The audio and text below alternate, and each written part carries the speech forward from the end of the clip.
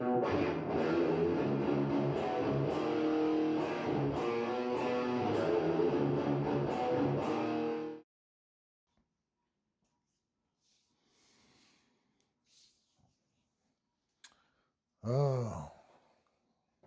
guess we gotta go get some time in on the axe.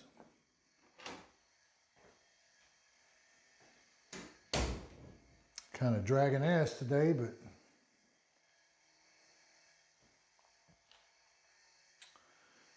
if you only play when you feel like it, which should be most of the time, no problem. Otherwise, pick something else to do, right? But to my point, if you don't stay consistent, you're probably not going to get out of it what you want or be able to enjoy it near as much or pull off the things that you think are out of your realm of possibilities. If you only do it on perfect scenarios, you do it frequent enough, long enough, it'll get to where even bad days are better than your best days could be as a non-diligent practitioner.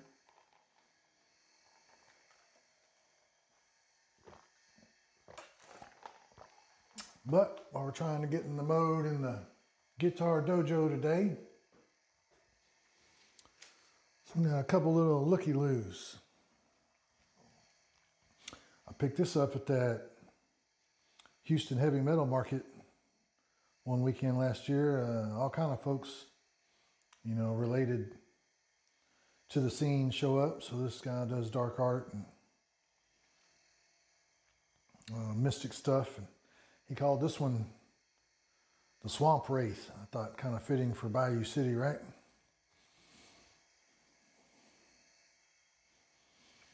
Pretty neato.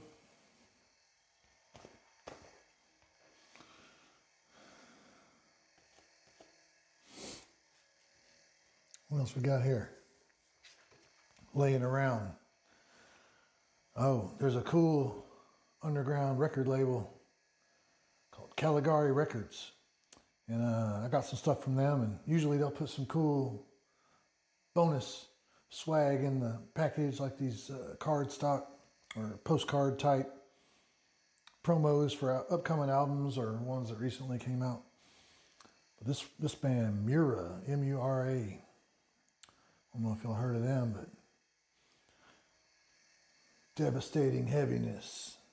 That's pretty sick. Czechoslovakian.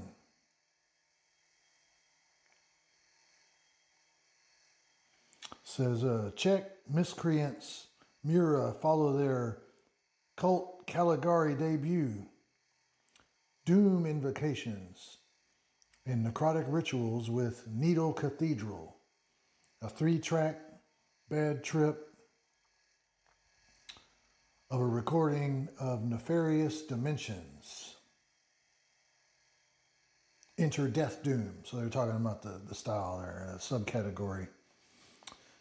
Doom metal and death metal. So they limited cassettes to 100 copies for y'all collectors. Y'all can go round them up. And look, on the flip side, they got another finished death metal act. Extinguished. They're pretty sick. I got some of their stuff on digital. Real cool. Kind of raw sound. There again, limited to 150 on cassette.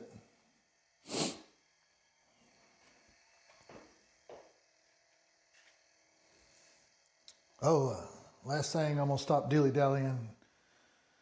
Pick up the guitar. I got this original art from the Houston Tattoo Convention. The guy had a bunch of cool work on his table to pick from to, you know, get ink. But I twisted his arm bad enough. It was late in the convention. I guess he gave in. Went outside of his normal protocol to turn loose of his stuff. And since I got this piece from him, he went ahead and sold me the art with it for a little bonus. And look, he even dolled it up. Did a cool script of my name. without the guitar part on front. That's a neat art story there, acquisition.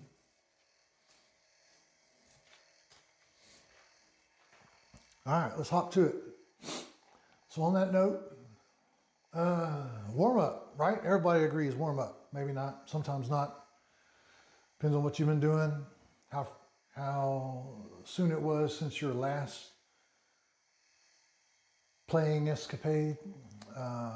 And those that have been playing, for you guys that don't play or looking into playing, maybe you've done other motor skill sports or endeavors where you'll know the same point. You know, it's an undulating thing. Even if you're doing what you're supposed to be doing with the implement, outside of it, sleep, food, all that. Some days you're in the saddle good. Other days it seems like the horse is just trying to throw you off nonstop. I mean, it's something you could have done many times before, seamlessly, effortlessly, and just fighting you for some reason. So that brings up a good point on warm-ups. Should we warm up the same way all the time? Sometimes that leads to burnout.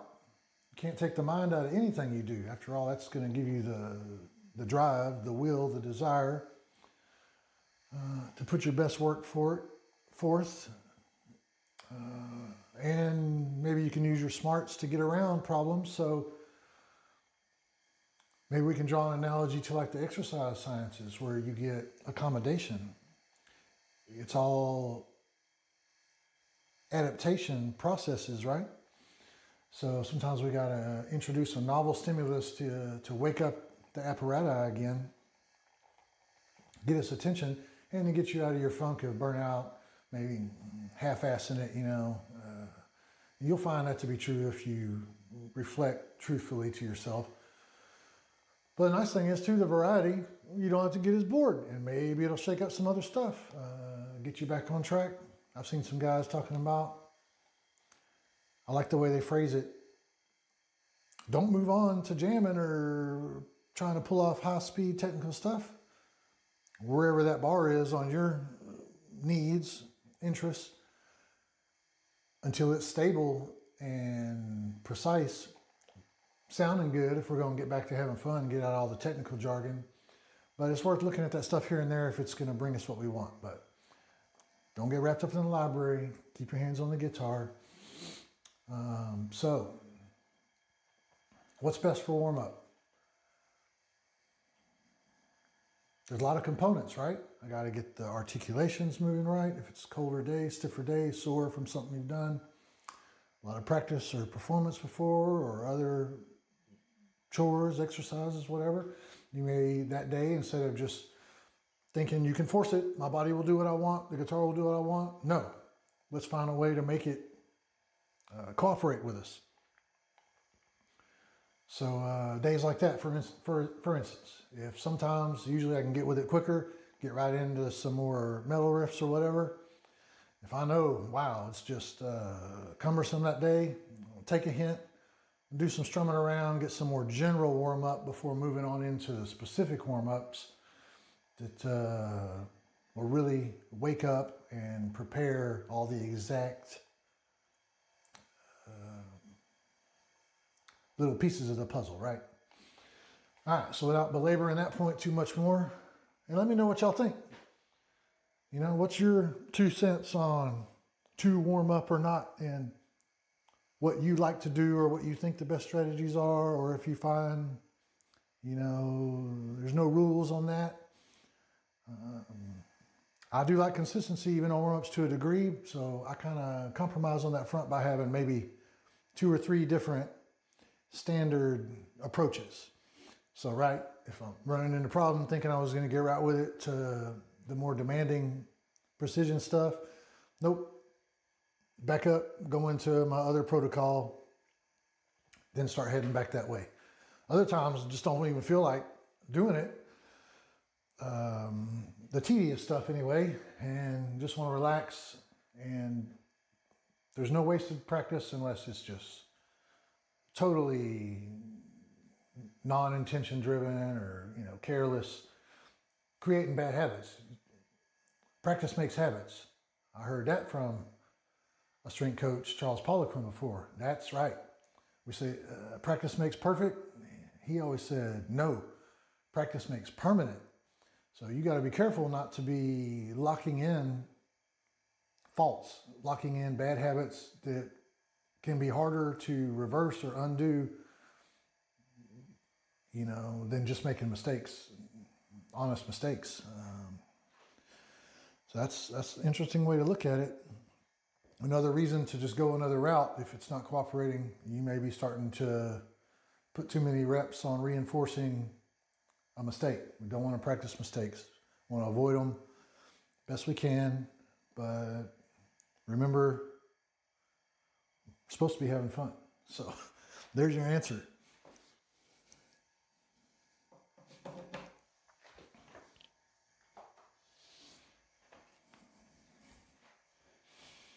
All right, so we got Scorch up today.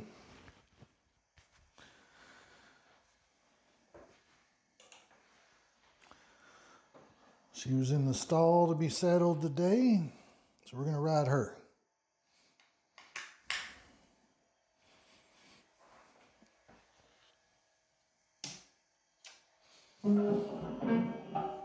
Got the trusty Orange Crush fired up. Not a tube amp, so don't gotta wait on that, right? So it's kind of in a funk.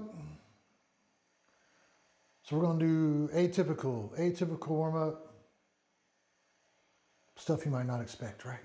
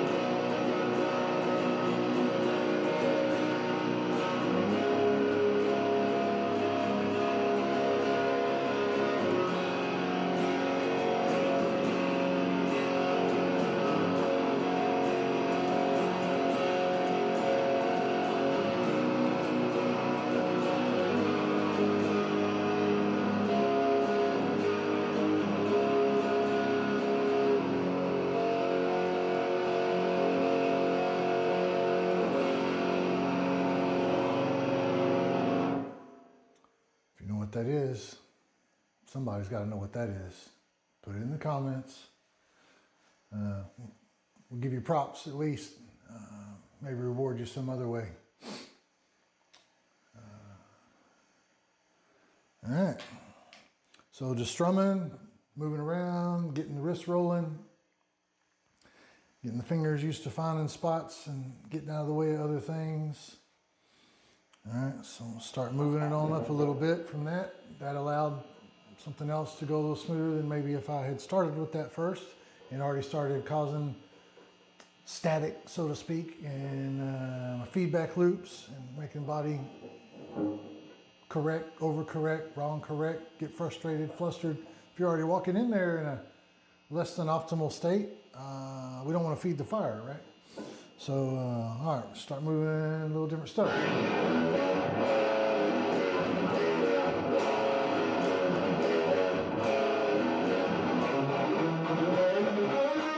See, shouldn't have messed up.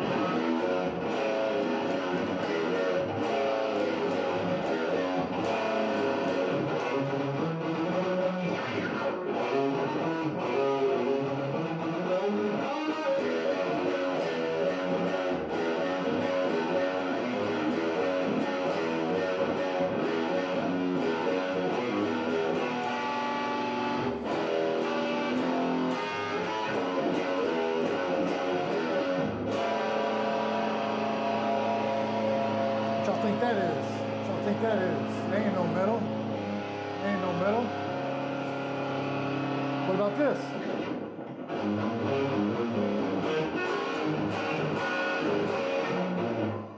See, I told you I'm stiff today. I can't even get anything to go. All right, again.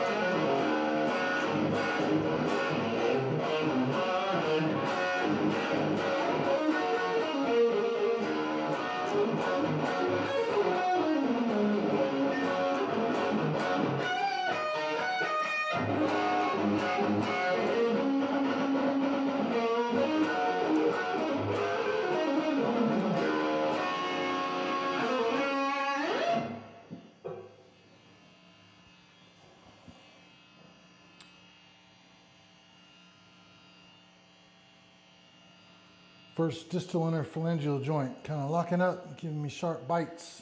You can see the arthritic changes already starting in there. Some things to deal with, right? Sometimes it's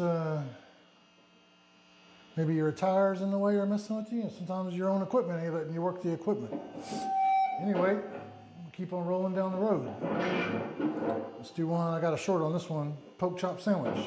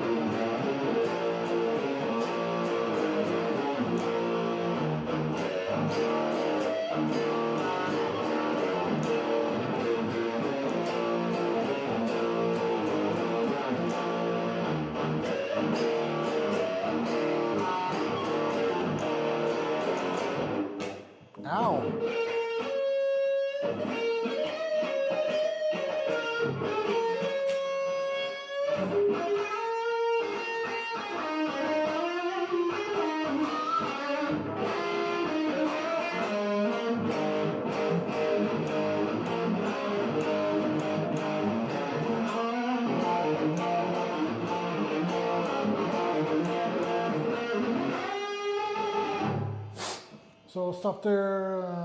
You know, I'm not going to do no big performance today. Today I just wanted to hang out and mess around. Oh, but at the end, hang around. I want to try to just make up a riff with y'all. Go through a little process of making up some stuff. That's how songs get created, right? Just messing around, looking for that sound. At least I hear that a lot from the guys I like. I don't. Maybe some other folks do it a different way. I think we're just looking for what sounds good to us, right? Anyway. I believe that technique's for the most part called pedal bends. Sounding like pedal steel. Kind of mimicking them.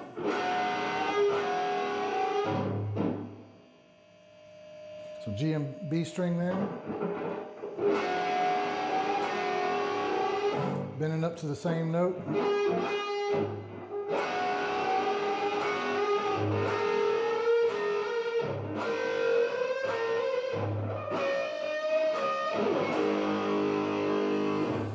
Those other string places too with the same arrangement, but because of those two strings being tuned such, it's only 2 frets away, right? So real commonly used all up and down the neck right there. Find a place to insert it, get that cool. I know Zach Wild uses that a lot. He's more southern rock influenced metal, which used to piss Ozzy off when he'd listen to southern rock on the bus. I read in a magazine. I'm sure they lied just as much back when, before the internet, but all right, so other videos in the future, I'll look at some other techniques too closer when we're messing around. Oh, those of y'all that the slide has been on your radar, but you got excuses not to mess with it, or when you met, you know, it really surprised you when you went into it, whether you read about it ahead of time or not. What we need to know. For one, the true note is at the fret wire, not dead center fret between the wires like your conventional playing minus the slide. Obviously, right, since you're not having a depressing tension, it's going to be a little bit higher up. But, so that's real weird at first. When you've been doing it a long time, when the slide comes on, it's like your mind just flips and you see the notes at the wire automatically. Never mind muscle memory, and once you've got your songs polished up, rehearsed, it's kind of running itself anyway. But even despite that, when you're working on new material or learning new stuff, you know, when you go to slide mode, you're already conditioned to that. But when it's new, yeah, it's strange because you're going to be missing notes and all, but there's different rules on slide anyway. It's meant to sound kind of wacky, out of tune in places. You can get away with that. Take advantage of it, not just get away with it, you can take advantage of it. Use it for its disparity. But yeah, so your true note, right? And your vibrato is totally different. We're lateral instead of vertical. vocals and guitar, or music anyway. I can't believe I'm blanking on his name right now. George Lynch. He's the only one I've seen without the slide. He does his vibrato, you know, linearly like that, in line with the fretboard, like your classical cello players and what have you, instead of rocking it. That's a lot of energy. It looks flamboyant and stuff. I guess if he's most proficient at that, if that's the way he learned it, or likes the sound, but really different. But no choice on the slide, right? No choice on the slide. You do have choice on which fingers you decide to deploy. So on that note, when you're looking at slide, this one makes the most sense to me, not only because I got two powerful fingers to do all kind of chording and bends, and this finger's stronger, the mid finger's strong enough to get all the way out of the way when I don't want it slapping strings, sounding things off while I'm intending it not to be on there. But also, as far as shooting around the fretboard and having real cool vibrato, you know, that mid-axis of the hand, to me, you cover a lot of territory, you got more control, so therefore precision, power. But yeah, you do have choices. Some people do pinky. I mean, obviously you're gonna have your middle finger available and all that, but you gotta hold that, especially in a metal slide, right? This one just glass, real light, fairly thin wall. So you can move around pretty good. It doesn't clunk or bang, slap things, but so because of that, yeah, right? I gotta bend it with either of these two fingers, where that probably would have been more convenient, usually with the mid finger. So you got to strengthen up and get a feel for different things automatically just by starting to incorporate the slide.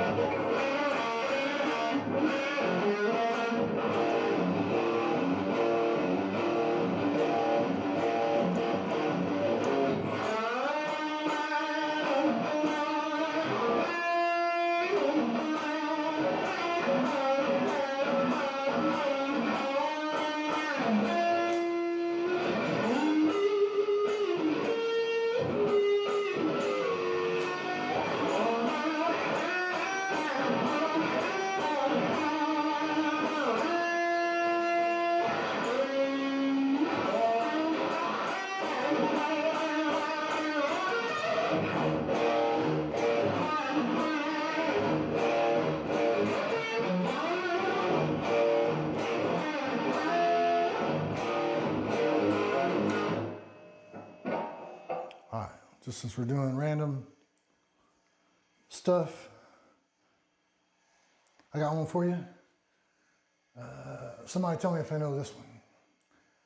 I'm gonna cheat and tell you it's a ZZ Top, not the early years.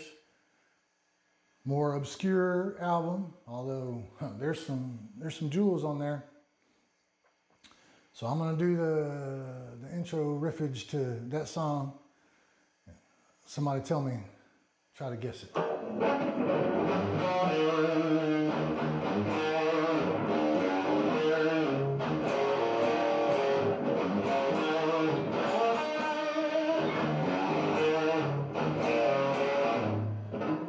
So like something like that, right? You're hanging on that slide, trying not to let it fly off, get in the way, and then you barely use it for some little accents here and there.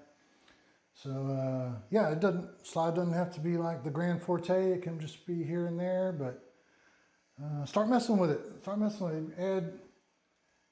Break you out of your rut.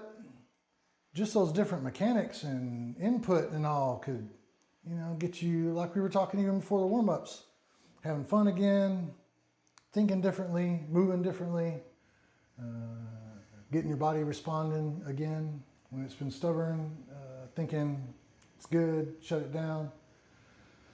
So, yeah, warm up, general versus specific, consistent versus variety. The answer's somewhere in there, and it's not all the same all the time. All right, let's get on to trying to make something up. So, I'm feeling like, since we've been doing blues and country, it's time for some droppage, right?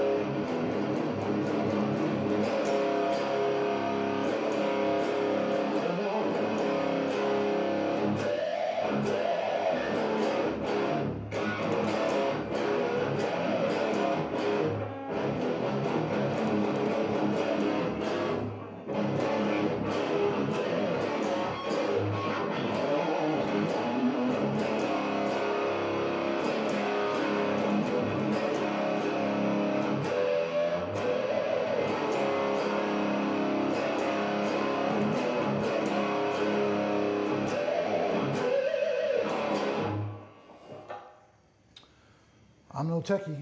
I don't know how to send in clips or whatever. Maybe somebody sent a link to their video start. Let's do a collaborative song. I'll do some pieces of riffs. You make some, slap them together, see what comes out of it, right? And if it gets some interest and everybody wants to make a combined effort, we can all do pieces of solos and what have you too, see where it goes. Get the bass guys and drummers in on it too. Maybe it's been done before. I'm not aware of it. Let's make the first YouTube collaborative heavy metal song. And everybody that we use a piece of, we'll put their name, list them in there, but mainly let's see what can come out of it. I don't know if we'll use that one. Y'all tell me if we need to do something different or tweak it, but seems like it's got potential on a good start. It's dirty. It got some flair stuff in there. Simple. A lot of the best songs are, for the most part, simple, right? And then we can get clever on the solo and stuff here if necessary, or to add dichotomy to it. But anyway, y'all keep on playing out there. Try to interact with me some so I don't vanish. But let me know what you think. I value your input and opinions, as does the YouTube algorithm, which I have to exist by to come through this medium and reach y'all. Working on some other stuff, polishing up to get some more shorts for there. So you'll be seeing those in the near future. I don't care if it has to be perfect. It's just a raw channel after all, but they're too sloppy at this point for my liking to even attempt them up there. Not feeling natural yet. Haven't greased the groove enough, right? But yeah, so I was having an off day. You saw even the pings were giving me a lot of fits. Usually I can hit those upside down, backwards. They're kind of drilled in, but so I'm gonna bring them back to where they should be. But if they keep fighting me there again, I'm not gonna lock in a bad habit. Do something else that day. Give it a break. Maybe the inhibitory influence from the joint pain or dysfunction and make me start accommodating and get around it, and I'll start locking in. My body's like, which motor pattern is it? Spend too much time and effort getting the other ones to go, the other ones to click. So, can't just be impatient today. Like, oh, I'm gonna have it today. Catch a clue, right? All right, so we'll be heading on out. Let me see if something else comes out of this.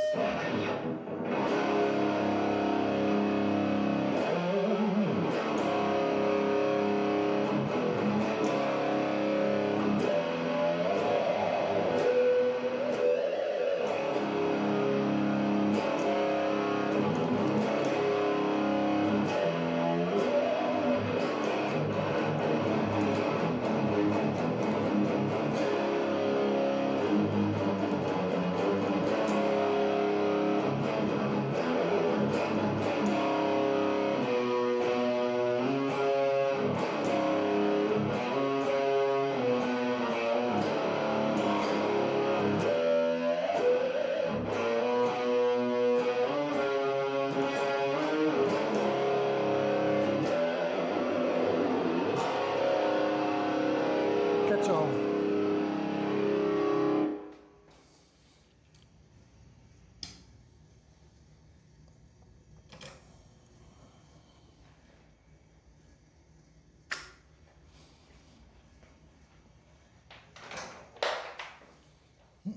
That'd be no good.